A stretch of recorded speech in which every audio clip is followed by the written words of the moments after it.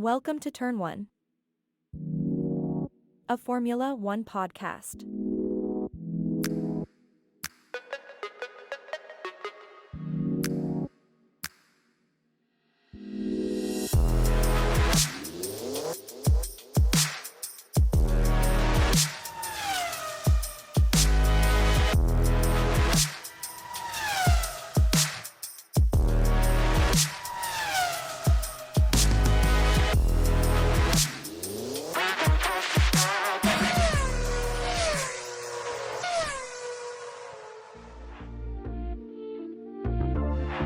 Now entering the grid. Here are your hosts, Thomas and Jeremiah. Welcome back to Turn 1, a Formula One podcast. We're your hosts, Thomas. And Jeremiah. Today is hypotheticals. We're going into the world of theory and thoughts and potentials and ifs and coulds and woulds. We debated on how to structure this episode, but I'm gonna guide us through this, and Jeremiah is going to add context where he sees fit. But basically, it's if we were in charge of running the sport of Formula One, what would we keep the same? What would we change? Where would the biggest adjustments be? Where would we like to see the sport in a theoretical world? Sure. I want to start with the category of rule changes, and this is going to cause a lot of controversy on a lot of these. We've released a couple of TikTok videos already where I've proposed some new rule changes, and you get about half the comments saying, yeah, good idea, and then half the comments calling you complete idiot. That's all cool. I'm okay with that. Reddit's a real tough world to live in as well. People on Reddit are ruthless. But with any of these, if you have any feedback, let us know in the comments. If you're watching on YouTube, leave us a comment there. If you're watching on TikTok, leave us a comment there. But we'd like to hear what you think about some of these proposed changes. Let's start with rule changes. This is one that I did post on TikTok based on the Australian Grand Prix 2023. Okay. Australia 2023 was a dumpster fire of a race. 100%. How many red flags were there? 3? 3 red flags, 8 DNFs. If not more? If not more, maybe 9.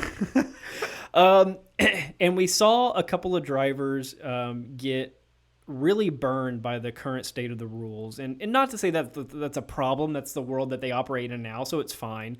But here's my suggestion for a rule change if I was to run F1.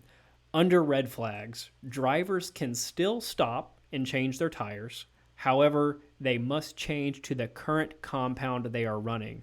So if you're on softs when the red flag hits, you have to resume the race on softs, which does not count as changing your tire compounds for the race. Interesting. Reason being, George Russell was leading the race, the Australia 2023 race. He pits under safety car for new tires, comes back out in 7th, and then they red flag the race. So now they resume the race. He's in 7th. Everyone else is on nice new tires, and he's just messed over because the stewards didn't call for the red flag sooner. Yeah, I definitely have to agree with that one. I do think it's interesting, too. Because they are coming out on brand new tires. Yep. They're just not counted towards their one tire change. They still have to stop later in the race. So in that situation where Russell comes back in 7th, cool. If 1 through 6 at that point pit for new tires on the red flag, that doesn't mess him over because they're going to have to stop again. Whereas he changed compounds, he doesn't have to stop again. But that also makes it fair for the other team, though, because if they're on softs and then they just go to a new fresh pair of softs and he goes to a fresh pair of mediums. They're still faster. Yeah, so they have essentially could go for the undercut. One commenter on TikTok did bring up a really good point about tire allocation. Obviously, teams only have a certain amount. So what if the driver doesn't have another set of what they're on? There's probably got to be some smarter people than me look at that. But I would say that they are... Let's say that you're on softs and you're out of softs, so you can't go to a new pair of softs. I say you can go to a pair of mediums, but you still have to pit again. Oh, wow. Huge strategic things now happening. So no matter what you end up doing, it doesn't count towards your tire change.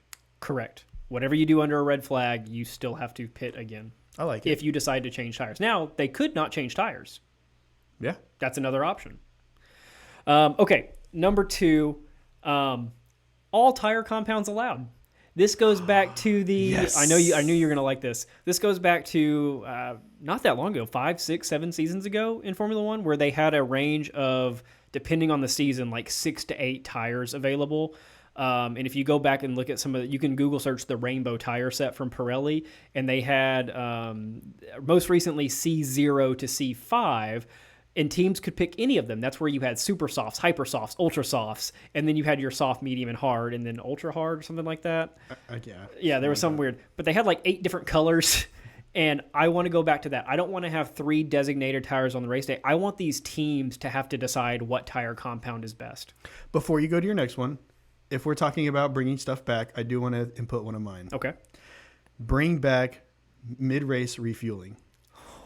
But Jos Verstappen. I know the repercussions. I know what has been done in the past. Hear me out. This takes strategy to a whole nother level. Yeah.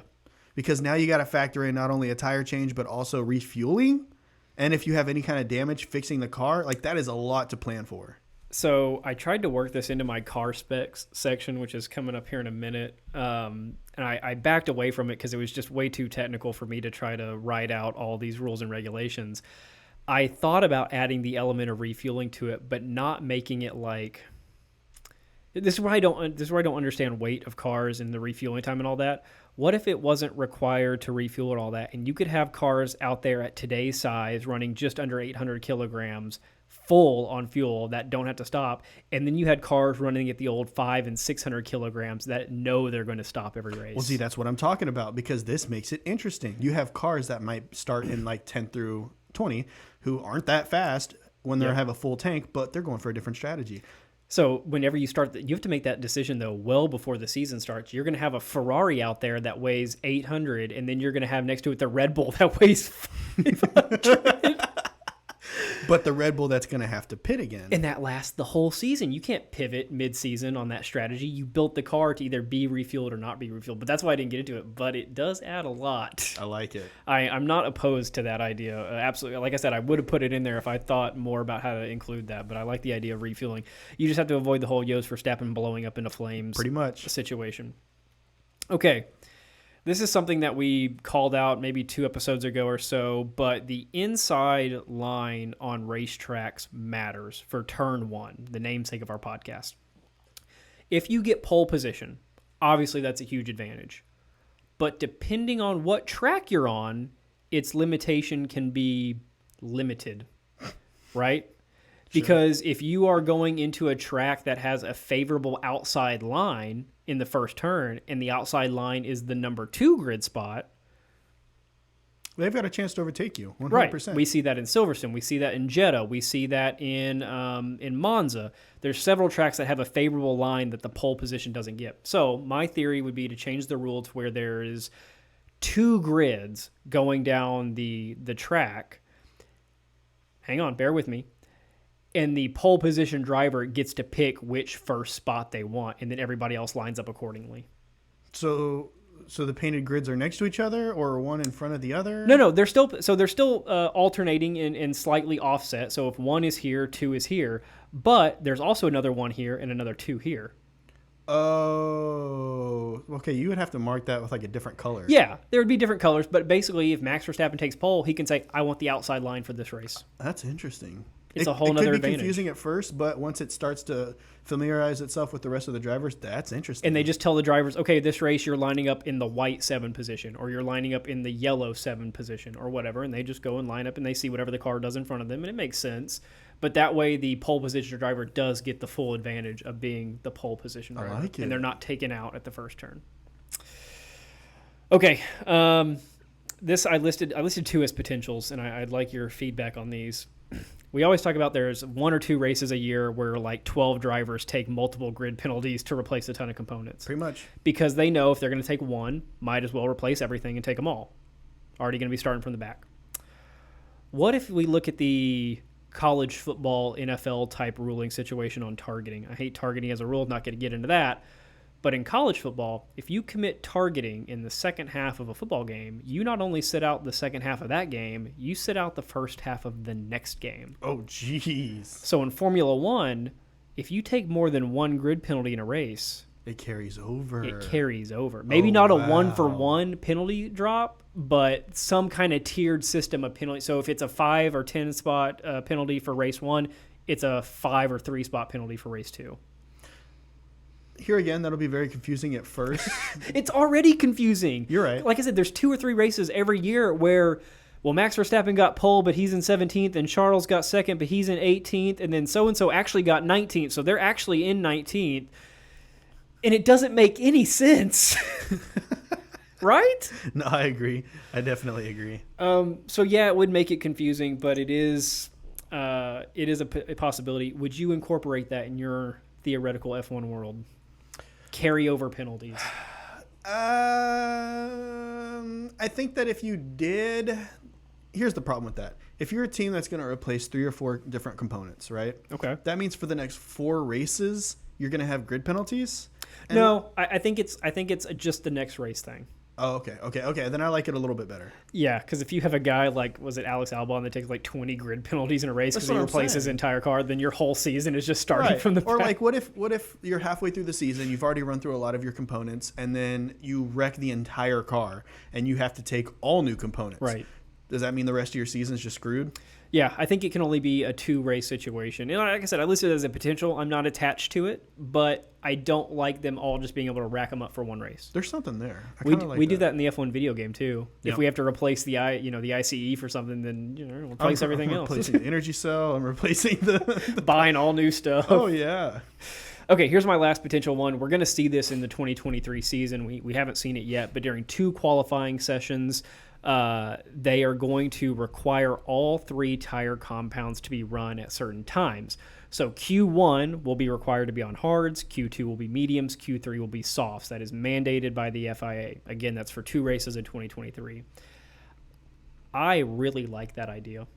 I think that adds a lot of strategy to not only the qualifying but the race, because what happens when you enter a qualifying session? What does your car go into? Parfirme, which means once you're qualifying, that's your car. Mm-hmm. So now these teams can't just say, oh, we know we're only going to run mediums and softs tomorrow. They have to have a car that can qualify on hards, or you're not starting in the top 10. Yeah, I don't know how I feel about it. That's great for the front runners. Here's my problem with that is that it kind of kills the back markers, because now let's say somebody on like a Williams or an Alfa Romeo throws on a pair of softs, and then all the other teams are on mediums or hards, and then they can climb themselves into Q2, meaning they're going to start 15 and up. So I think all of that matters. I agree with you. It would hinder them in Q1 trying to get those surprise spots when your Max Verstappens and Lewis Hamiltons are just setting a time because they don't care. But I also think it would allow the back marker midfield teams to add that layer of strategy into how they set up their car better. So you can set up your car to be dominant on hards, get into Q2, maybe sneak into get into Q2, maybe sneak into Q3, but then on race day, are you suddenly hindered because you're never going to run hards? Right. What if you don't even run the hards at all? Exactly. I'm interested to see. We're going to see this happen this year twice. I can't wait. We're going to get some kind of database. And I know that they're testing this to see if, they don't just test things for 2 races just for the fun of it. This is on the table as being a full season thing. Okay. Any rule changes on your end, or you want to move on? No, we can go ahead and move on to the next one. Okay. Point structure. And I'm not saying I want to change, the winner gets 25 or 1 for the fastest lap, the second place gets 18. Oh, that's fine. I think that's a fair scaling of the rules. I like how 10th place gets a single point. Adds a nice little element to watching the race. But this ties back to the 2021 Belgian Grand Prix. Do you remember what happened in the 2021 Belgian Grand Prix? What led to Max and Lewis being tied with half points at the end of the year? Oh, you're talking about the weather, right? The huge rain crap that it red flagged the Belgian Grand Prix, and then they did how many laps under? I think it was 2 under a safety car. 2 laps under a safety car, and they awarded half points for 3 laps of non-competitive racing. Basically, the qualifying order was the order they finished in, and everybody got half points. That's how Max and Lewis came into Abu Dhabi with 395.5. The rule right now is that if a race runs 75% or less, it is awarded half points. Okay.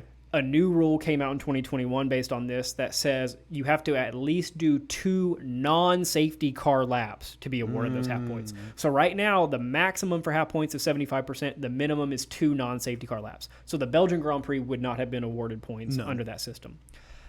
I say at least half the race has to be run to award any points. Are you talking about half or full? Half of the race needs to be run in order to get half points. Oh, okay. So between 50 and 75% is my new bar for half points. Okay, so then 75 and up, you get the full points. You get the full points. I gotcha. Okay. I don't see you're going to run 30 laps and call it a day? There's so much left to unfold in any normal race. Right, but in the aspect of like a weather problem, if that does happen, that kind of makes it to where we have several races with possible no points. I don't think you see that often. I guess, yeah. You're not seeing less than half run that frequently. No, I mean, even you look at the Australian one where they had 3 red flags and they still did all but 1 lap, I think. I think they did all the laps. The last one was under a safety car, but they did all of them. That was a really long race. Yeah, they went the full 2-hour time limit.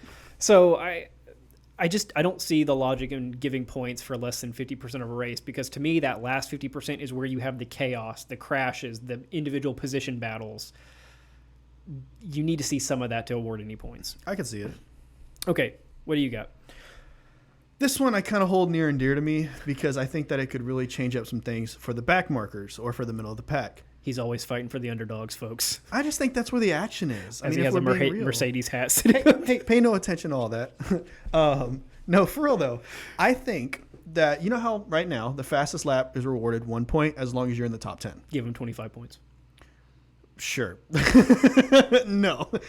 I think no matter what position you are on the grid, whether that is on the last lap you're in 15th, if you're in 16th, it doesn't matter. Oh. I think you should be able to throw on a pair of softs 2 laps before the end. You get 1 good warm-up lap, and then on the final lap, you take the fastest lap, and you might be in 17th, but you get a point. Why do I want that? That changes the standings for the back markers completely. Because they would always get it. Because your drivers in the top 5 aren't going to risk that unless you're Ferrari in 2022. Let me ask you a question.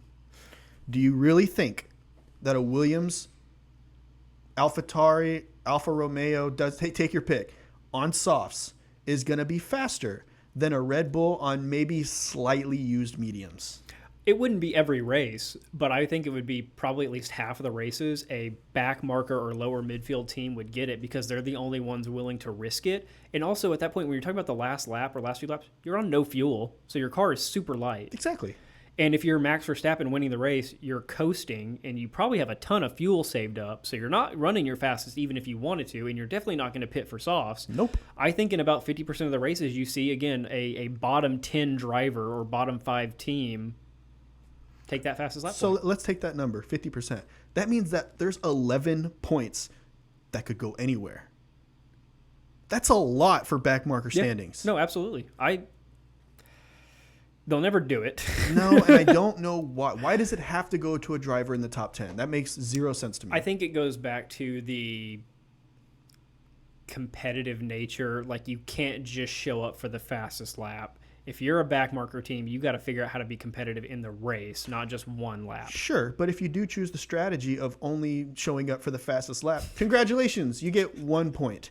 Meanwhile, he gets 25, he gets 18, he gets 16. You know what I mean? Because we've certainly seen the years where like every driver has points. Like last year, every single driver had points. Exactly. But then there's other years where the bottom 4 drivers have 0 points. Exactly. And if you just get 1, you're now better than those 3 other people. Yeah. So all of a sudden you go from tied for 10th to now what? You're going to be in 6th and everybody's behind you? Yeah, for the constructors. That's so much more money. It's a ton. They'll never do it, but I'm not opposed to it. Because again, it would cause chaos. Because you would have 5 drivers pit at the end of every race. And wouldn't that be exciting? Yeah. 5 guys duking it out on the last lap trying to get the fastest lap. It What can if only you- go to 1. What if you have a situation like final-ish race of the year, maybe final 2 races of the year, and you're like a Charles Leclerc or Max Verstappen, and you need that, like Charles Leclerc trying to beat out Sergio Perez last year, right? And you need all the points you can get. So now suddenly maybe you're winning the race or you're in second place, but you need that 1 point. So now you got to start thinking about trying to pit. So now you're competing with the Williams. Isn't that crazy? Jeez. Okay, I've got one more point thing for you. I think you'll like this one, but I don't know. Let's hear it. We've had our debates on sprint races. I like the idea of sprint races. I like them not for every race. I like how it's only a few right now. They're adding more. But I like how that is this is how we're going to qualify, right? We're going to do qualifying, then a sprint race in the race. I'm not a big fan of the drivers getting a ton of points for the sprint races. Yeah, I'd agree on that one. It really throws things off because that's not the race. No, it's 100 kilometers. That's it's it. Qualifying Basically. for the race. And so right now how they're doing it is the top 8 drivers get points that scale down from 8 to 1. But I want it to revert to how it used to be. I think there should be some kind of prize for the sprint race because not only did you qualify like normal, you had to do an extra race, but it's not the main race. So I think there should be some kind of reward for that outside of just pole position because you already got pole position in qualifying, right?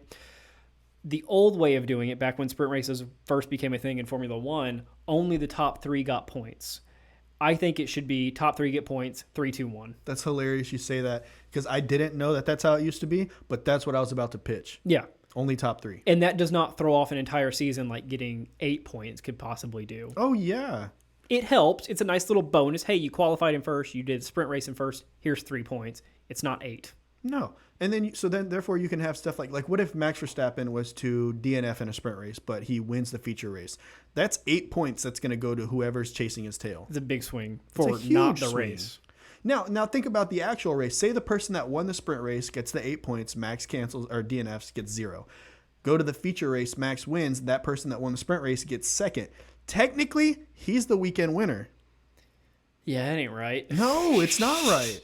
I didn't even think about that. Yeah, if you get second in first, if you get first in the sprint, second in the race, you win. You win the weekend points wise. And you lost the as race. long as number 1 DNFs. Or I guess. Or you just beat them. Right. Or, Well, I don't know. No, not beats them. If you win and the person that wins the race would have to come up a ways. They would have to come into like 5th or 6th. Yeah.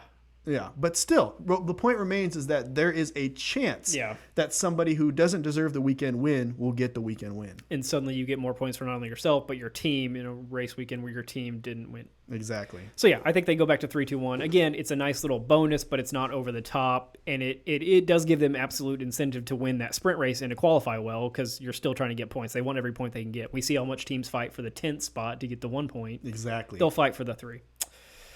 Okay. This is going to be controversial. Boy.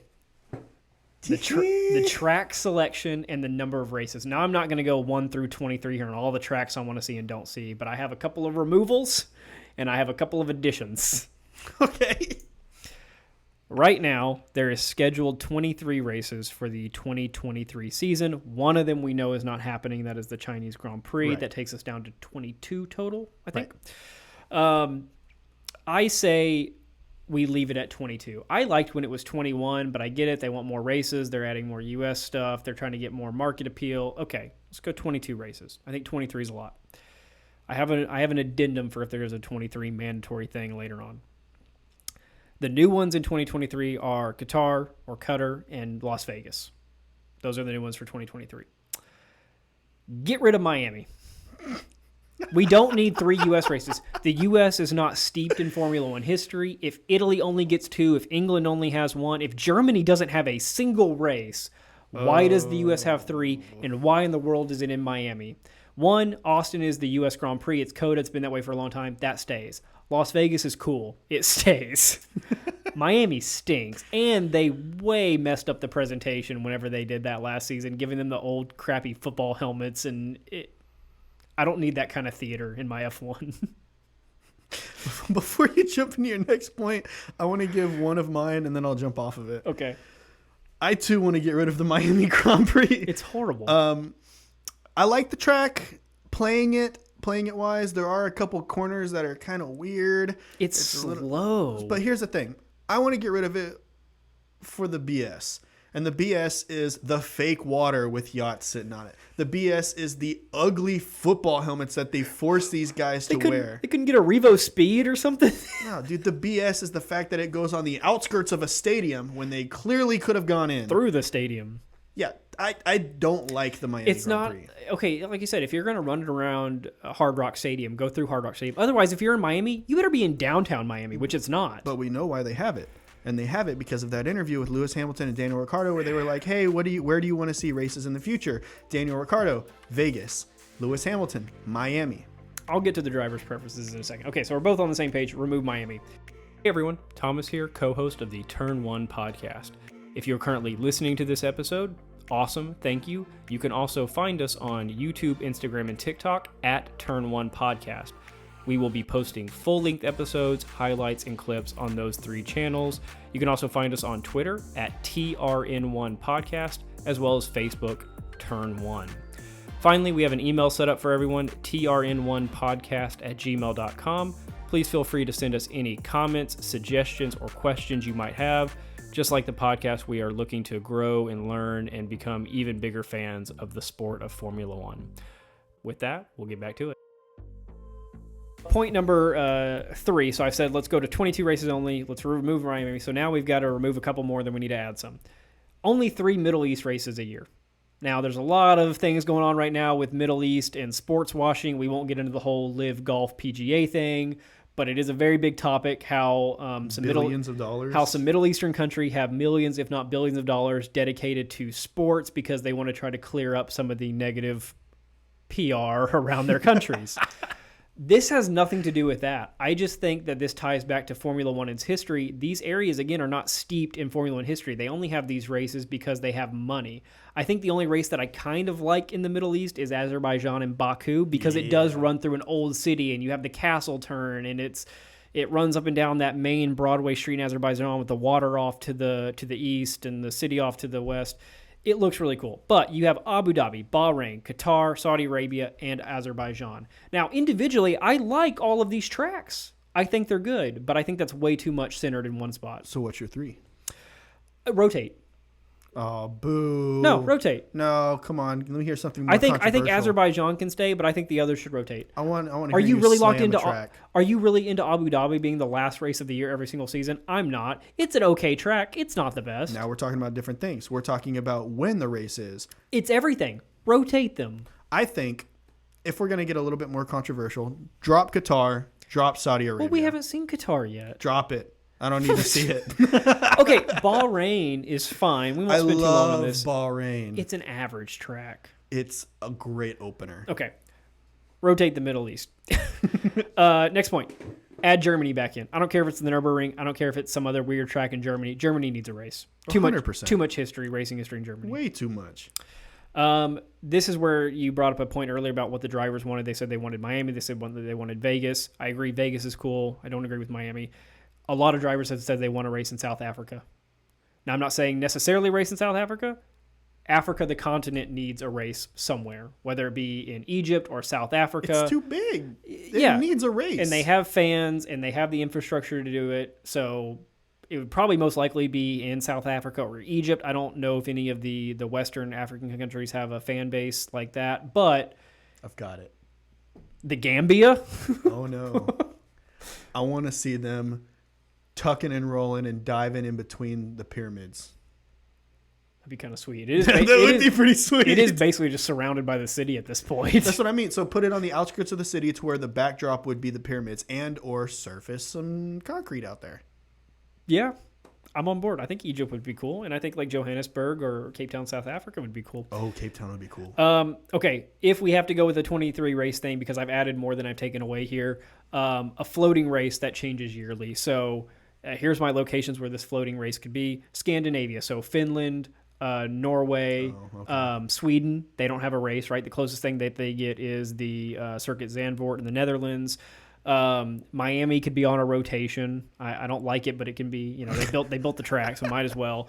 Somewhere else in Asia, we haven't gotten the Chinese Grand Prix in a long time because they keep canceling it. But maybe an Indian race, or Vietnam, Thailand, Korea, something like that. South America needs one besides just Brazil. Oh, yeah, there's way too many. Chile, Argentina, Colombia, Venezuela. Like, there's a lot of options. And then finally, Ireland, just throwing that in as that's another European country that, Dublin would be a cool race, I think. I like the idea of the floater and how it can change to multiple different countries, and I feel like that should be incorporated, and it should rotate to different continents and countries that don't get hit. Right, because we don't know a ton about how the F1 track contracts work, but essentially every track is under a contract for a certain number of years. Right. And so there was the big discussion the last couple of years about, oh, the Monaco contract is running up. Are they going to renew it? And yeah, they're going to renew it because it's Monaco. But I think you need to have one spot on your calendar designated every year to something different. I like it. Let's talk about Monaco. Oh, no, this is going to get you some flack, bud. I understand its history, but times are changing and the cars are changing. Cars are huge. Here's my two fixes. One of them I would prefer. The other one is going to get me a lot of kickback, and that's okay, but something needs to be done. It just does. Because right now, as it stands, the race is qualifying. Yeah. And then whatever the qualifying stands at, that's the race. Unless you're Pierre Gasly, you can have 7 overtakes. Somehow, magically. Yeah. Or if you're Daniel Ricciardo and you get to the pits and your team doesn't have their tires. So what are you suggesting? Widen Monaco. How do you widen the historic hairpin that serves as the actual road for the town? Figure it out. I'm 26 years old and not involved in this. There are people with credentials who have been doing this for years. They can figure it out. He's telling the country with the most money per capita to fix their roads. All that money and a track that can't handle the race. You know what this could tie back to? So you talked about the whole refueling cars and all that. Boy, this track would be dominated by those cars that are little. Oh, yeah. Half-size cars. That's a good point. I will say this. The other alternative, and this is the one I'm going to get flack for, get rid of the Monaco Grand Prix. If we're talking about I want to see racing, there is none, zilch, nada, zero of that at the Monaco Grand Prix. So I don't think they'll get rid of it. No. But to your point, you couldn't widen the whole track, but I think you could widen certain sections. So you look at the chicane that happens as you come out of the tunnel. Yes. Ditch it. Have that be a wide open DRS straight starting at the start of the tunnel all the way until you get to the pull turn. And it's wide. Yeah. So you can have 3 wide if you because it's a need. legit like 3 to 5 lane road. Yes. You can pass. Maybe the home stretch where the start finish line is. I don't know how much they have on either side because the paddock is off to the right. Yeah. There's buildings to the left, but maybe they can ditch the sidewalkers. I don't know. I mean, like I said, there's some areas that you just wouldn't be able to widen. But if anything at all, just certain sections, maybe DRS zones, maybe high-speed corners, something. Yep. Give me some action on the track that's not going to be where they qualified is where they finish. Maybe somehow alter the layout just a little bit. See, this is where I didn't want to mention Sector 1 that. is not locked in. Sector 1, I think, could be changed. Now, Sector 2, you have the hairpin. Sector 3, you have the tunnel. Isn't Sector 1 the hairpin? It might be the very tail end of Sector 1. That's what I'm saying. But everything before that, that's up for change. There's nothing special about that. It just kind of wiggles left and right. But you have the hairpin, you have the tunnel, you have the pool. All that obviously have to stay. Everything in between is up for debate.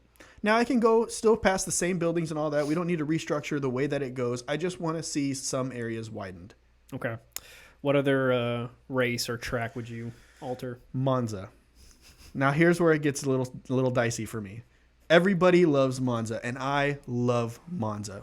Turn 1, the fact that it is so steep that you dang near go back the opposite direction and then turn again to start going forward again, the severity of that chicane needs to be changed. What's Monza's nickname?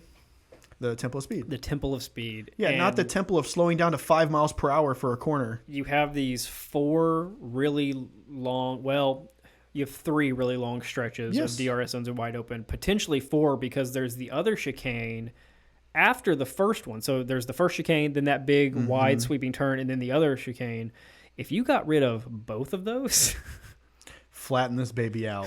you would be flying. They just add those in, I guess, for dramatics. Well, here's the thing. I pulled up the diagram of the track. I'm looking at that one and that one. Yeah, here's the thing. I want to say that those chicanes didn't exist, and it caused a lot of problems.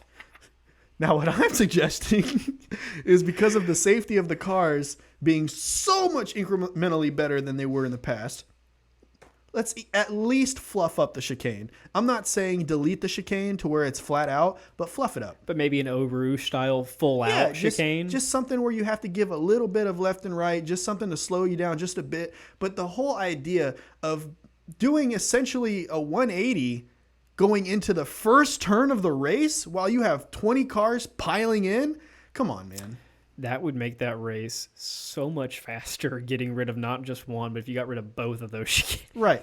And we have the halos. We have the upgraded wall supports with the tires and everything else that's there to do nothing but absorb contact. So with all of these different safety measures, change the chicane. You would be full speed until you got to turn 6. Yeah. Yeah. Even around turn 3, you could take that flat out, I'm pretty sure. That's just my theory. Okay, so we had me dropping it to 22 races, getting rid of Miami. Jeremiah also gets rid of Miami. I say limit the number of races in the Middle East. Add Germany, add Africa in a floating race. You say fix Monaco and make Monza. If you're going to have a fast track and it's going to be Monza, okay, let's make it a fast track. Okay, car specs. Me and you have similar ideas on this, but we're going different directions, I think. Right now we run the hybrid turbo V6s, correct? Yes. They're awesome. They're fast. Efficient. We're getting into a more of a battery-driven era. Now, I never want Formula One to go full battery. There needs to be some combustible engine component to this. But obviously the V6s of today can compete with the V12s and V10s of, days past. Sure. But nothing beats the sound of those V10s and V12s. Dude, the sound. That's my biggest point is the sound. So I say we need to go back. I prefer the V10. I like that sound a little bit better. I listen to a lot of YouTube videos just dialing in that sound. I say we go back to V10s. I also say we crank up the batteries. Like Jeremiah mentioned in the last topic, the safety things have been fixed on a lot of these cars. If you have a guy like Joe Guan Yu that can go upside down on his head for half a mile and be then fine. Slap a wall. Yeah, and be fine. Let's crank these things up. Let's put the V10 in there. Jeez. Let's get them a bigger battery, right? Okay. And that way they have more access to it throughout the race. You're getting more speed out of it. You're getting more overtakes out of it if you have more battery allowed. Because right now the batteries are limited. The driver's only limitation is how big the battery is allowed to be. Right. Drop that. What are your thoughts on the engine? Where are you leaning? I like the sound of the V8s, but I think I'm more attached to the sound of the blown diffusers from back when the V8s were there. So like that grimy, grungy noise going when they're getting on the brake going into a corner. So, but I do like the way that the V8s sound when they're just screaming on a straightaway in comparison to like this low pitched hum from the V6s. Yep. Here's my thing. My last comment on this. I don't feel like the engines necessarily need to go back to V12s. But V10s would be nice. When you literally have drivers being interviewed on the side of the road, i.e. Lewis Hamilton in the middle of an interview, Fernando Alonso, I believe, was doing laps in one of the older cars with the V10s. And Lewis Hamilton stops what he's saying mid-speech and just listens. And then he goes, oh, I love that sound. I don't know why they ever got rid of it. Yeah, me too, Lewis Hamilton. Me too. If you listen to our show opening, our theme, you'll notice in the background we have some car noises, and I believe that's a combination of the V8 and the V10 sounds from different eras. Yeah, the ending of it where it's a lot lower pitched, that's more V6s, I think it is. But then the first one, it's either a V10 or V8. I'm not really sure. Sounds good. It sounds so good. It goes screaming. Yeah, that's how it should be. Okay. Hold up. Last point. Sorry. This is called the pinnacle of motorsport. That's what F1 is. How can you be the pinnacle of motorsport when you sound like go-karts? They still sound okay, but it's not what it was. And again, it's the pinnacle of racing, and you're in a V6. Yes, we're in a new era where V6s of today, like I just mentioned, are like you can get a truck today, a V6 truck that has more horsepower than a V8 does now. Like they make that. Like Ford makes the Eco Sport thing, whatever it is, that's all souped up and all that. It just doesn't sound right. Nope. Not like the sound of the engine, just saying V6 in a high-performance racing car. That's like how people will take a Chevy Cobalt SS and soup it up with a V6 engine. Yeah, it weighs nothing. The V6 makes it go fast. It's not cool. Nope. Sorry. You know, it'd be cooler? That same Chevy Cobalt SS with a V8 in it. Or V10. That would be awesome. It might explode. Let's see how far we can push it. But yeah, like you mentioned, the pinnacle of motorsport, we're running V6s. It's the battery, like I said, make the battery bigger, but not for the purpose of it being a battery-powered car, just to make it go faster. Pretty much. Okay, right now there is a minimum weight that the cars have to be. It's like 795 kilograms. It changes every year by like 2 or 3. We mentioned the whole fuel topic back in the day. The cars were between 500 and 600 kilograms. And so there was a whole thing about the cars getting bigger because they're adding in more fuel and the aero packages are getting larger. Mm-hmm. They weigh the drivers at the start of the race and the end of the race because you can't drop so much weight. You have to, like, they weigh the fuel at the end of the race. Like, everything is down to a science. Scrap it. All this work. This ties back to the fuel conversation, but I deleted fuel from my list of changes. Every constructor can build their own car, right? And they don't know what the other teams are building until they show up in Bahrain during testing and they see the other cars out on the grid, right? Right. What if one team prioritizes the aero package and says this downforce is what we need, and it comes out there at the 800 kilograms or whatever that they run today, and then one team says we're going pure carbon fiber, we're not really adding anything that isn't necessary, and they roll out a 400 kilogram car? They might be on track identical in terms of time, but those teams really did develop fully what they thought would be the best car. Yeah, I mean, you'd have so much variation. Yeah. I don't know how that would play out, but I'm interested. It'd be the more old school style of racing where you legit had 10 to 20 different looking cars on the track. They weren't all, again, macro view, all the F1 cars look the same. You have to get zoomed in to see the differences. Yeah.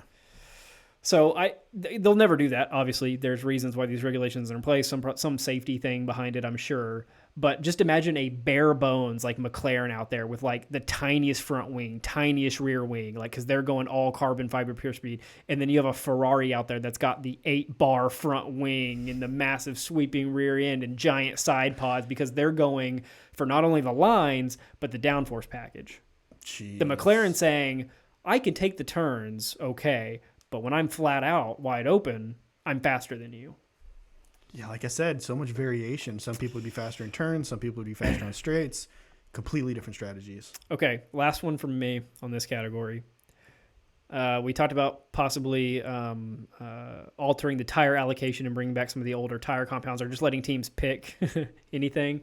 Who's the current tire manufacturer for all of F1? Pirelli. Let teams pick.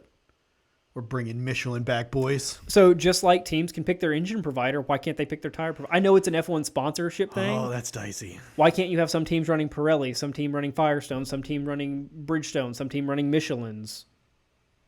It's not a sponsorship deal. It's who builds the better car. So now you have Red Bull paired up with Pirelli. You have Mercedes paired up with Michelin. Who's the better tire manufacturer? Yeah, I can definitely see where that's going to go. I mean, they tried that in the past. They did that multiple times. I don't know if the reason that they stopped it is because that Pirelli company sponsored F1 and because, yeah, okay. So then if it is money based, then I can see it. But that's not an interesting point because the sport is who can build the fastest and best car. The sport is not who can build the best car with the limitations we're going to put on you. Right. And you're required to build your car around knowing what the tire compounds are. But what if you can build the tire compounds around your car? Or what if you could build a completely different style of car because you're using a different tire? That's what I'm saying. Our love of F1 obviously is the sport itself, the drama behind it. Drive to Survive gets us into it. But really, the mechanics behind every team building their own car was fascinating to us, right? Oh, yeah. The no weight requirement and the teams can choose their tire manufacturer really goes back to the roots of F1, which is individual small family-run teams or now large scale, sport car manufacturers who can build the better car.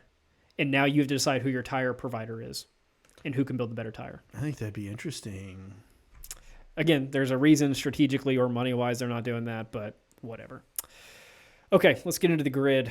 I say no more than 22 drivers and 11 teams. I say no more than... Actually, you know what?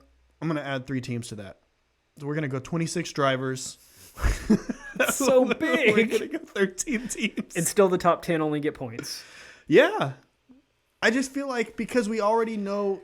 Essentially, whenever you have the top 3 or 4 teams picked out, you pretty much have the top 3 or 4 teams picked out, unless they're competing with each other. And in this case, they're not. So we did an episode on the Dallas Grand Prix, and there were 26 drivers. I think maybe only 25 started the race, but there were 26 drivers at the time.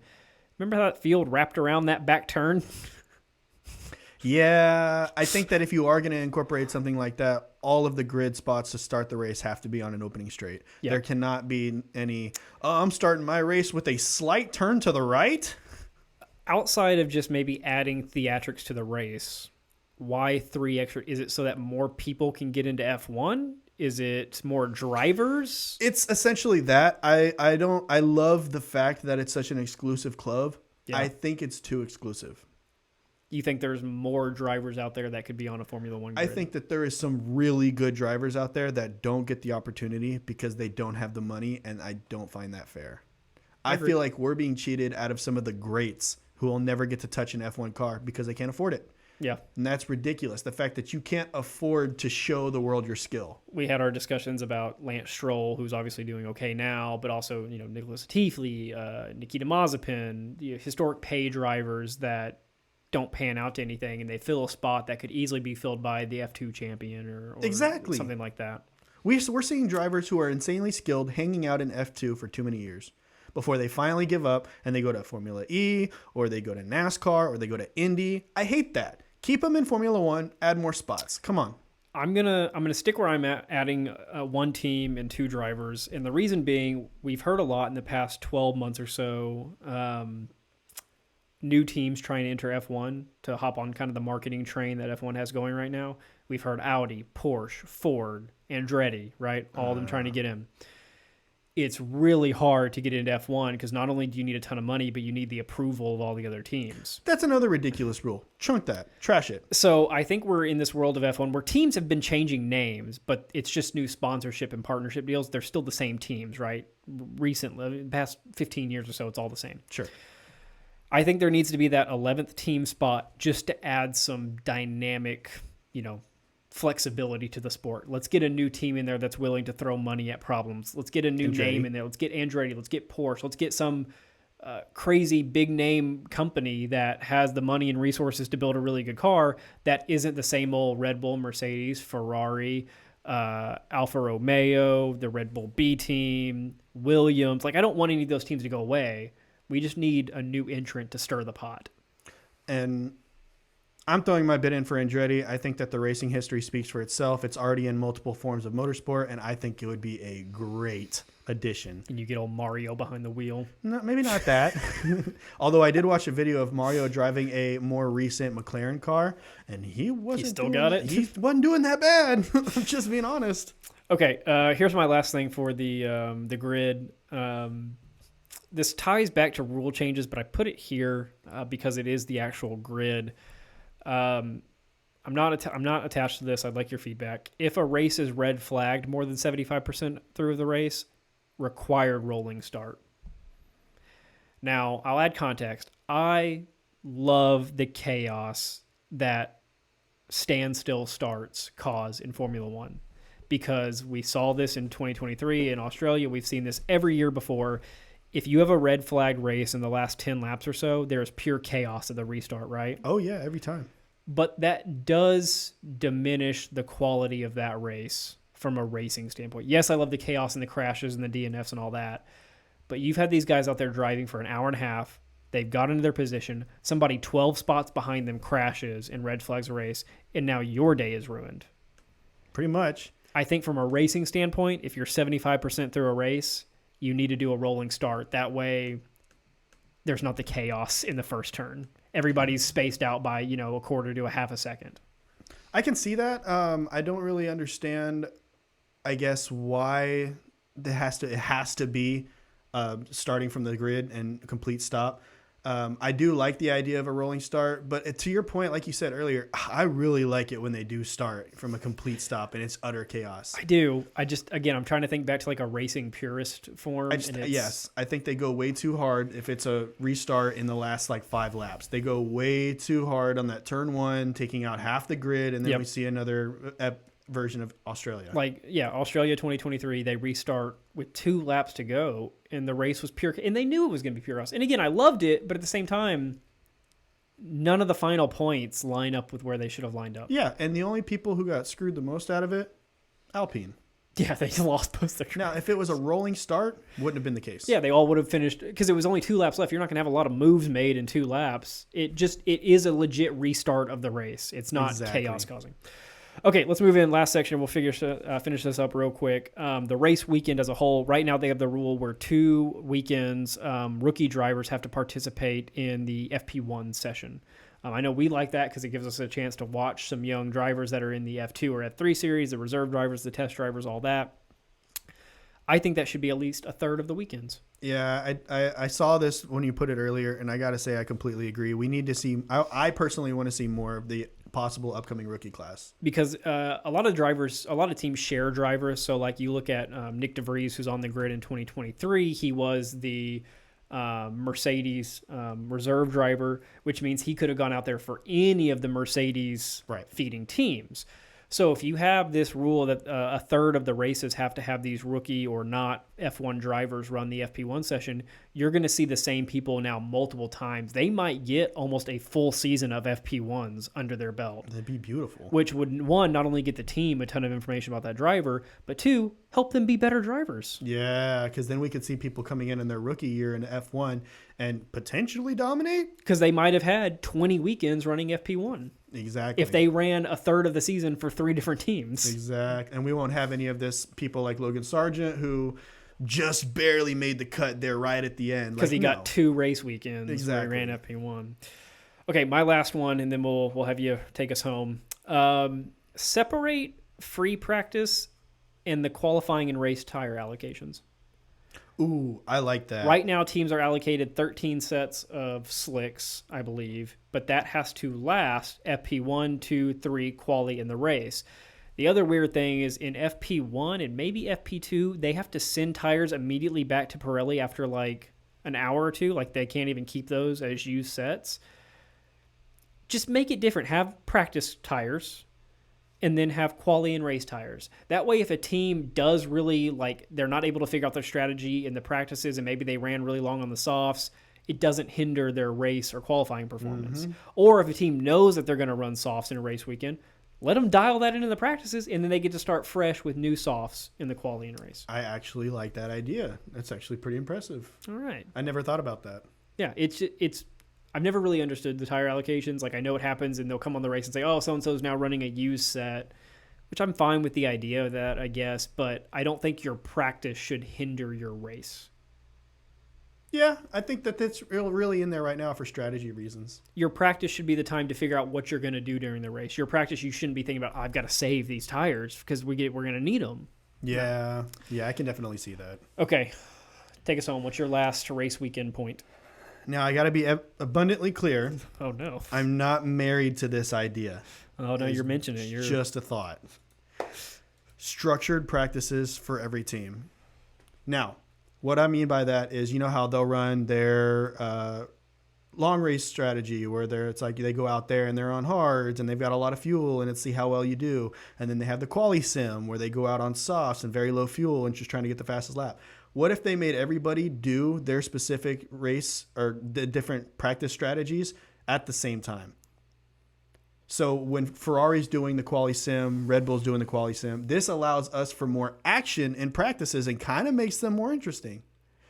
Here's the reason why I'm not married to it, before you give your point, because I do want to hear yours. Yeah, I'm thinking. I don't like it because of the pure and simple fact that we would know too much about the race. So the race could potentially be boring. Because you would see who's faster at what. Exactly. I'm trying to think. I get why you're not married to it. I think that would be really tough to do because not every team runs the same simulations either. Like one team might have a fuel management program that is vastly different than another team's fuel management program. I think with that, you're actually leaning more towards what they're trying this year in the qualifying with running the mandated tire compounds for qualifying. In your situation, you'd be saying, okay, FP1, you're running hard tires and it's a managing session, right? Whether that's managing tires or fuels, we don't know. But it's a managed. Maybe the medium tire is the same, and then your FP3 is softs, and that's quali sim or something. But what if we saw something like a backmarker team that was really strong when they got on the softs, but on the hards maybe not so strong? So in a case like that, when it comes to the race, we don't know what's going to happen. Yeah, you're just trying to get more information out of the practices. Pretty much. Yeah, because again, we don't know what every team's doing. Because they'll go out there and set lap times, and you'll see Alex Albon set the fastest FP2 time. Okay, Yeah, exactly. He was the only running a quali sim where everybody else was doing a fuel management session. Right, exactly. Okay, I can see they'd have to really nail down how that works. Yeah, and there's smarter people than me to figure stuff like that out. I'm just the idea guy. But I do think that starts with what they're implementing now, which is the mandated tire compounds, because that is putting everybody on not a level playing field, but they're playing the same game. Right? Right. Like some people are still going to be better at it than others, but Right. you're seeing in real time what they're doing. Yeah. And that would give the teams a lot more information, and therefore they would dial in better cars and have better strategy and better racing. Okay, that is it for if we were to run Formula One. We covered a lot here. This was a little bit longer episode than normal. But if you have any comments or feedbacks on any of our thoughts, the rule changes, the points, the teams, the drivers, the cars, if you love that V6 sound, let us know about it. And if you have any changes that you thought of that maybe we didn't touch on or maybe we didn't even think of altogether, let us know in the comments. We want to read that stuff because odds are it could be a really great idea and we might bring it up in a later episode. Absolutely. With that, we will wrap it up. Thanks for watching. Bye, guys.